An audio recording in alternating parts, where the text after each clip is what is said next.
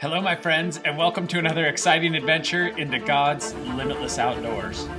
You know, deep down, there is this desire to escape out of the man-made world and just get out there into God's country. And there is never quite as good of a feeling as when you do finally get out of the city, get out of the structures, get out of all the people, and you get out there into just unadulterated beauty. So come away with us as we escape the world and get out into some brutal, hostile, and beautiful country, chasing deer with a bow in Arizona. We hope you enjoy this hunt as much as we enjoyed making it.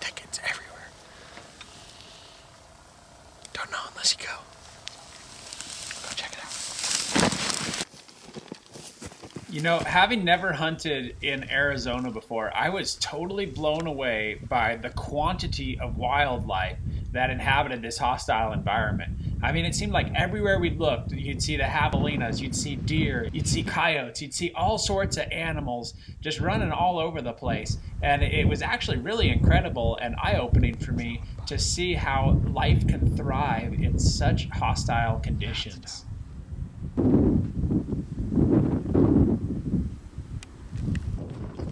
As we were working these different groups of deer, they were taking us into some spots that we had to crawl through that were sketchy at best. You're crawling through brambles and thorns and thistles and cactus, and eventually, when you spend enough time around cactus, it's gonna bite you in the butt. Oh, God. I'm trying. Dad, hold on. Oliver. I'm trying. Oliver, hold this video camera on it. This is horrible. Horrible.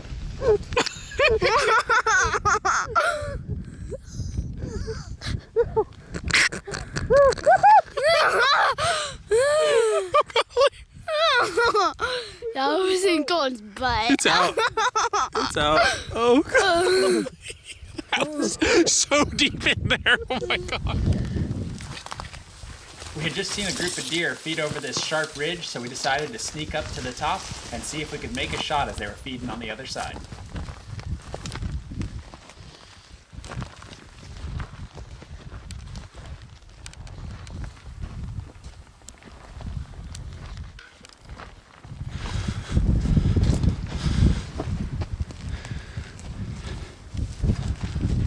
Matt?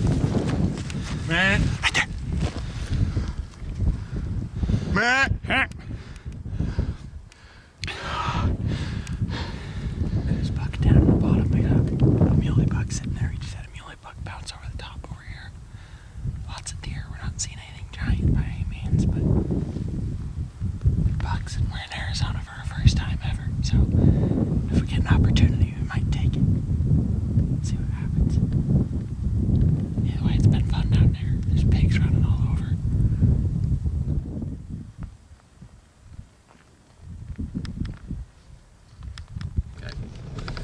Well, we decided that we needed to move locations. We have been just struggling for the last few days, not seeing anything good. And it amazes me how often in life we will stick with something, even though it's not that lucrative, even though it's not that productive, we stick with it because we know it, and we're just stubborn, and we're just bound and determined to make it work. Now, there's just a reality that sometimes the way that you're doing life, the way that you're going about it, is not it's not the right way, and it's not going to produce the results that you want. There's this There's this reality that sin in its essence is believing that something can bring you more satisfaction than God himself and then pursuing it. But there's a reality that there's a way that seems right to a man, but its end is the way of death. In other words, you may think that you're going to find joy, you may think that you're going to find happiness, you may think you're going to find fulfillment and satisfaction in this way that you're living life, but the reality is the end of it is the net result is that you won't. And we know that from experience, that sometimes the way that we're going about life, the things that we're pursuing, we think that they're going to bring us happiness, that we think that they're going to bring us success and fulfillment, but they just flat out don't. And Jesus says, I am the way, the truth, and the life. The way to the life that we've all longed for. The truth is there is no other way. There is no other methodology. There is no other place that you can find life and fulfillment and fullness of life like you can in Jesus. And so when you come to that point where you realize that the way that you're living life, the way that you're going about it is not bringing it, then you need to change locations. You need to change up your tactic. And that's where we pursue Jesus. You see, because David says in Psalm 16:11, in God's presence is fullness of joy. So I want to just challenge you today. Maybe you've been pursuing everything but God, trying to find happiness, joy, fulfillment. Jesus said this, I came to bring life and to give it abundantly. And so I want to challenge you to just chase after Jesus. Maybe it means just uprooting and moving away from everything that you've been pursuing before and just chasing after Jesus. All you have to do is come to Jesus. He says, come to me, all you who labor and are heavy laden. What are you laboring for? You're laboring for success. Maybe you're working 60, 70, 80 hours a week and you're looking for happiness that you think will be found at the other end of success. But the reality is you will only find that with Jesus. So sometimes the way that we're doing things is wrong and it's not going to produce what we want. So we need to uproot. We need to go a different way. We need to go to a different place. And ultimately for our souls and for our eternity, that means that we need to go to the way, the truth, and the life. We need to go to Jesus. We need to pursue him. That's where we're going to find success. That's where we're going to find happiness. That's where we're going to find fullness of joy in God's presence.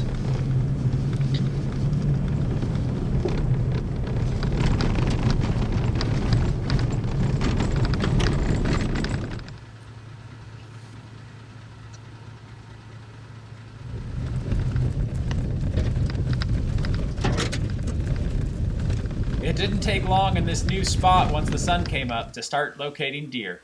Oliver spotted the first deer and a good little buck in the group, so Colton decided to make a play and see if he could get in range and make a shot on this deer. Look at him on my video camera, Oliver. Oh, it's a nice buck. I already found him. So it seems like... How are we going to hunt him? We need to go back where we were. Unfortunately, these deer busted Colton really early on in the stalk, and they headed up and over the mountain. So we decided to uproot, move into a new drainage, and see what we could find. It's a big buck. Don't move.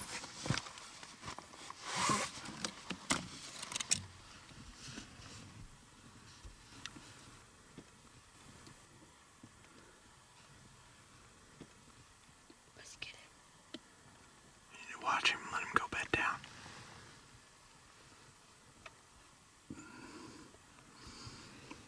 Oh, there he goes over the fence.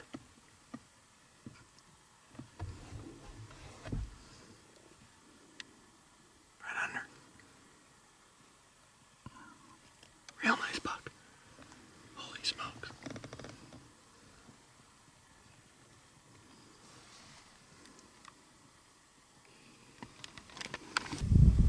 Okay. Alright, we jumped this big buck out of one of the washes just a little while ago, and we are at the end of this road. It's a pretty sketchy road. And this buck, he ran up the mountain. He bedded up in pretty much the ideal spot. I have to do a huge loop around him and come back down in. But we have good wind for me to loop around him. Good little ridge to block me all the way until I'm about 20 yards from him. So if I pull this off right and this buck stays bedded up for a while, there's a real opportunity for the first time that we might actually kill this deer. Justin's going to stay back and spot and let me know. And I'm going to start hiking really hard and try and make this work. See what happens. Stop moving. It took Colton about 2 hours to work himself around to this point where he was above the deer with the wind in his favor. And we were just keeping our fingers crossed that this buck would not jump up and move, because this was the best opportunity we'd had in a few days of hunting yet. And Colton is about to get right on top of this deer. It's really hard to see this buck bedded down. Had we not watched him bed down, I never would have been able to find this deer. It always makes me wonder how many animals are actually there that you never see. This time lapse is about 20 minutes of Colton sneaking in on top of this deer, and it is amazing how close you can get when you have everything in your favor. And this deer has no idea Colton is even there. I bet that brush is in the way. No, it's a good setup. Oh, he's behind the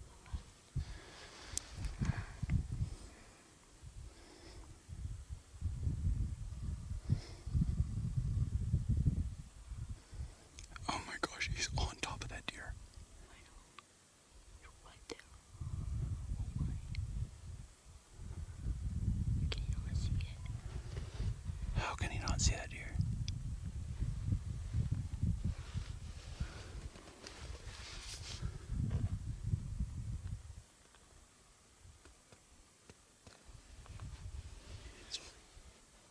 It's right there. I know. How can you not see it? I don't know.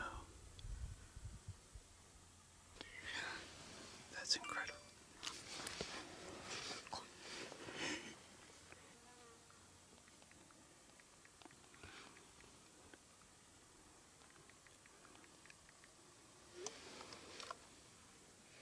See what kind of Okay, he's Oh my gosh, this is stressful. I know. Oh, does he see him? Yep, Yep. he's drawn.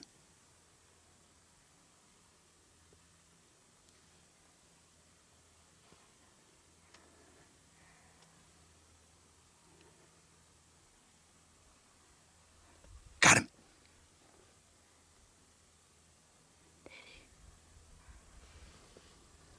Oh no, it got away. Oh no.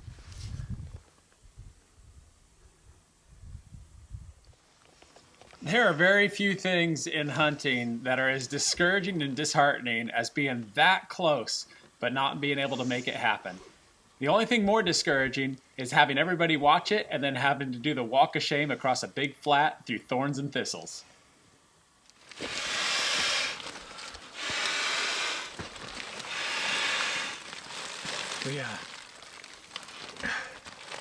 We've got a pile of deer around us. We saw a couple bucks feeding out here. This is just big hilly country back in here. It looks really good. So we're gonna throw our bags out under the stars tonight. It was like 20, 18 last night. It was like 18 last night, so it's gonna be cold.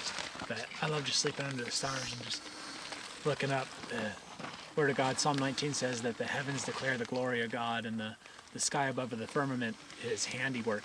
And that there's no tribe or nation or language that doesn't understand when you look up at the stars that something powerful made them.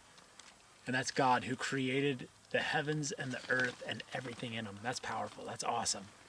That's like a fundamental characteristic of God, is that God created everything. We see that in Acts chapter 17. Pretty cool. God created all of it. And so we're just going to throw our bags out tonight. And man, you can't stop looking at the sky once you start. And we're just going to lay on our backs and enjoy the heavens that declare God's existence, His glory, and His handiwork, the very thing that He created. We're going to look at that tonight, so that's pretty cool. And then tomorrow, we're going to see if we can't turn up a buck. We've had 3 days. We've had multiple stalks. We've been super close, but just not quite. But we're seeing a lot more deer here, so that's good. We'll see if we can't pull it all together tomorrow. We're going to cook up some fajitas tonight. That's going to be... Got some bell peppers, some yellow peppers, some green peppers. Got some avocado. Got some tortillas and some fajita seasoning.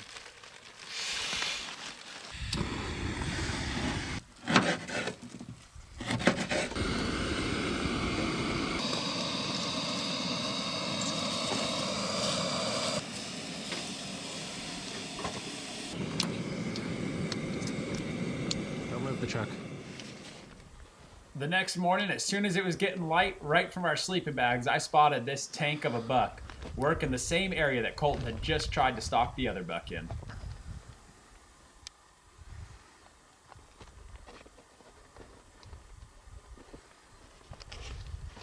Oh, he's got a doe. There's a doe laying there.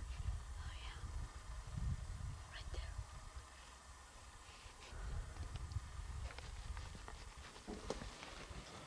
Oh, there's a bunch of does.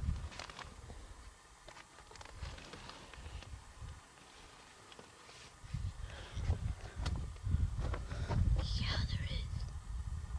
We decided to take off and chase this buck, but the problem was he wasn't staying in one spot. We chased him over ridge after ridge and up the side of the mountain until we were on top of some absolutely beautiful country, but we never did find him. I saw something super intriguing a couple days ago. It's just kind of plagued me this whole trip. We were checking into a hotel, and there was this girl wearing a cross around her necklace. It was this beautiful cross. It had diamonds in it and everything. And I asked her if she was a Christian and where she went to church. And she just looked at me with this blank look on her face, and she said, "I'm not. I don't go to church." And I was taken back for just a second, and I realized so many people wear crosses. So many people are so close to Jesus. There's this passage. There's this passage that in Acts chapter 17, and Paul is in Athens, and he's talking to these people at the Areopagus, which is also known as Mars Hill, and it says there that the Greeks, they just love to accumulate knowledge, and they love to just talk all day and talk and find out new things and think about new concepts of God, and they're always looking for something new. And Paul is there, and there's all these altars to all these gods there, all these different Greek gods, and he finds this inscription to the unknown God, and he says, "That's the God I want to tell you about." When he addresses him, he says, "That's the God I want to tell you about. This God that you know exists, he's the God I want to tell you about." And he says, this God is the God who created everything. And that's a fundamental characteristic of the God of the universe, is that God is the creator and sustainer of everything.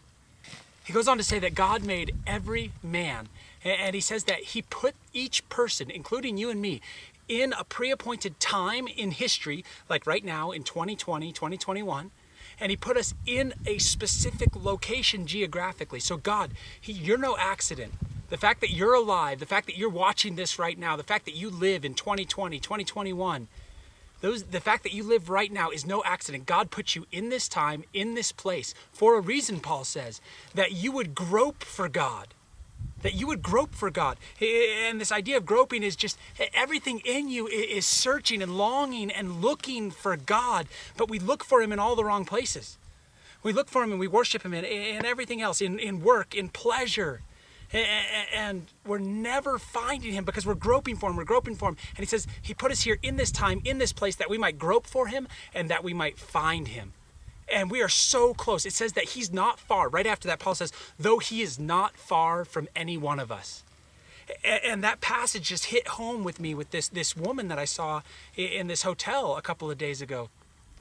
Here she has this cross hanging around her neck, and I ask her, "Are you a Christian? Do you go to church?" And she says, "No." And I was like, but you're so close. God is so close to you. His cross, where he paid for the sins of the world, the very thing that's separating you from everything that you're pursuing. Everybody wants joy. Everybody wants happiness. And the very thing separating us from it is sin.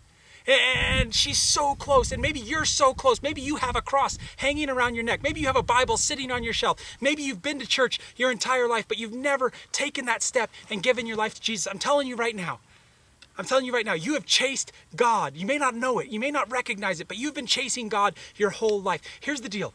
On this hunt, we have been so close, yet so far away. These deer, they keep running away from us. Let me tell you something. God is not running from you. You're running from God. God is running to you. God is so close. He's so close to every single one of us. And all we have to do is kneel down, humble ourselves, and put our faith in Jesus Christ. And Jesus said, "I came to give life and to give it abundantly." He is so close. Maybe you are so close, and I'm just challenging you today.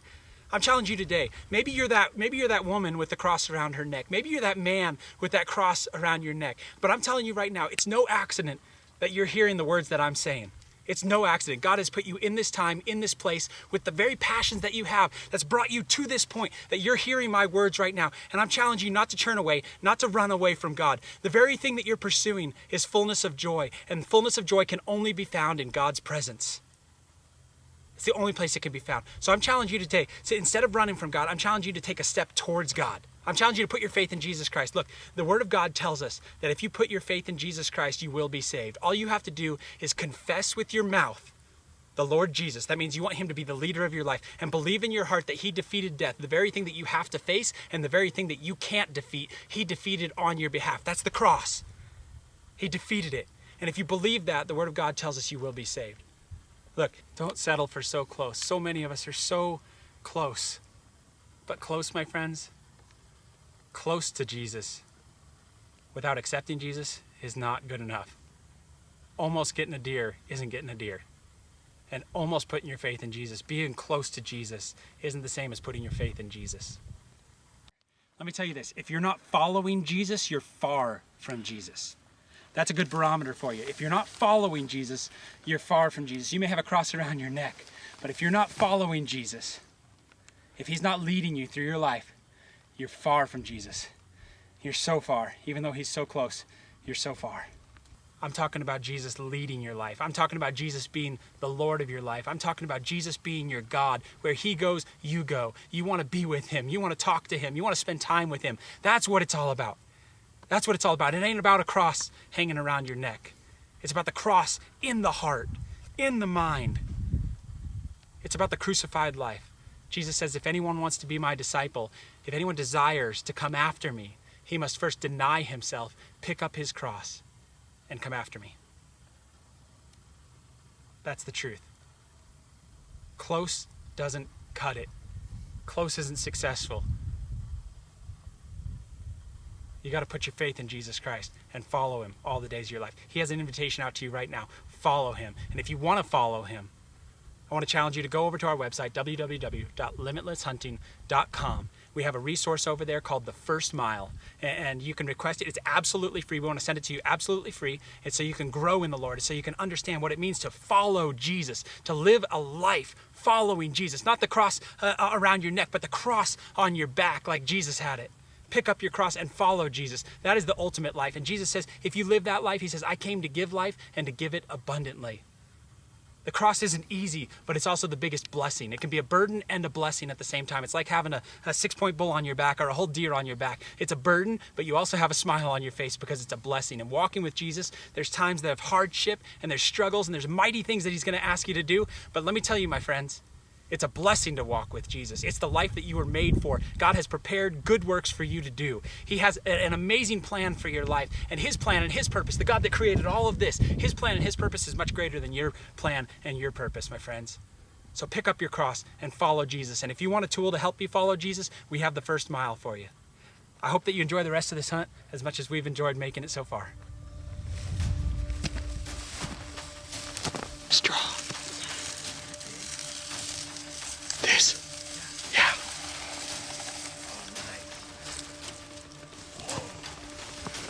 That's cool. I hold it up. Whoa.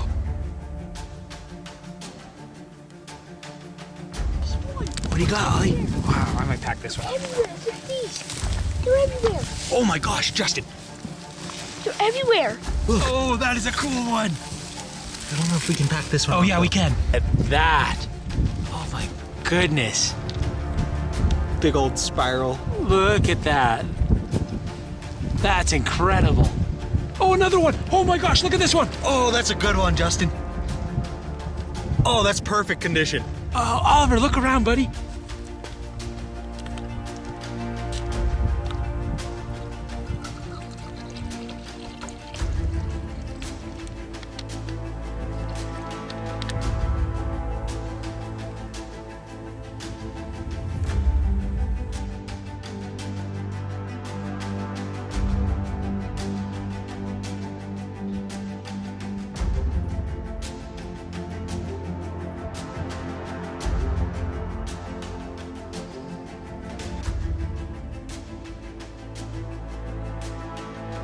Well, that is a wrap for our hunt. We were so close so many times, but honestly, we never even really saw anything that was that great. And it is difficult. This last few days we've been hunting, it's just cactus everywhere, and you can't hardly get a shot through. Colton missed a couple shots, and just getting close, everything's crackly. It's difficult. I mean, it's very possible, but it's extremely difficult. So anyway, we were so close, but so far on that hunt. But it was a good hunt. It was a great experience. Got a lot of quality time, and we hope that you guys enjoyed it as much as we enjoyed putting it together. God bless you all, and we'll see you next week.